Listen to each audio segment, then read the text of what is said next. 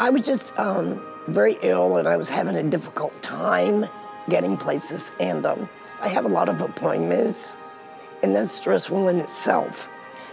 I couldn't ride the bus anymore because I was just unable to wait for the bus and get on and off the bus and so forth and so on. Cabs are okay, but sometimes they're kind of difficult.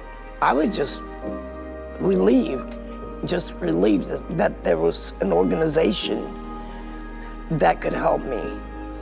And it's just been a blessing. I think sometimes the elderly are forgotten, and St. John's, I think, recognized that and wanted to reach out to this segment of the community that needed help. We're celebrating 20 years of service in the Springfield area, and we help seniors stay in their homes as long as they possibly can. It's maybe one of the neatest things that you can ever do. This is an interfaith program.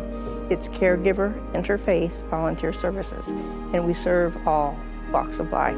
I used to walk to the store, but then I found out about this caregiver. I figured it'd be a lot easier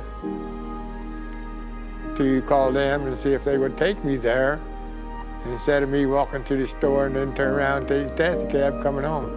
They helped me quite a bit, make my life easier. Always end up on the drive home being thankful for what I have and the blessings that I have. The longer that people can stay in their home and remain independent versus going into an assisted living facility or some other facility, I think that's a great mission. So it feels good to be able to help people to do that. Now, the old saying goes, it's better to give than to receive, and there's a lot of truth to that, so it really feels good to volunteer. There's so many people by themselves, and maybe they have family, but they don't like to ask them, or they're busy.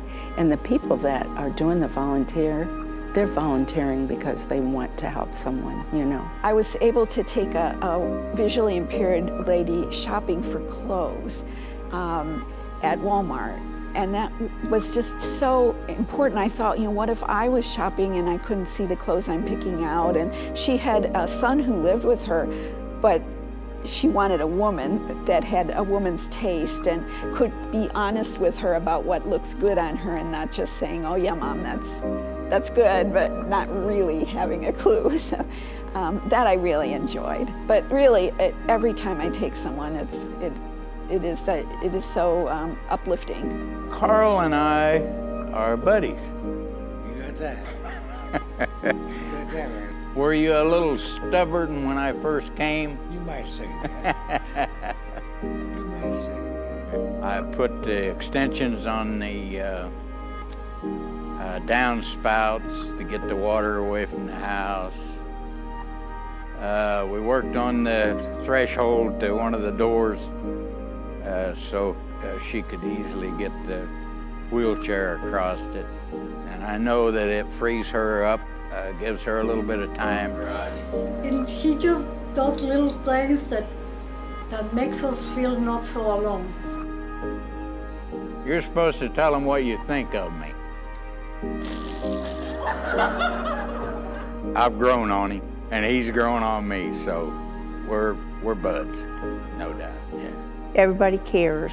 I mean, whether it's the caregiver or the care receiver, there's a need there to connect. And it's a faith-based program that people just keep giving, you know. And the care receivers are giving back to the community too. And we started out just here in Springfield, and we've grown to Chatham and Rochester and Sherman as well. And we've got about 200 volunteers, and we're serving about 350 people. Every day is a blessing. It was just almost too good to be true. They're just so dedicated, and I'm just so grateful, because I just don't know what I would do without them.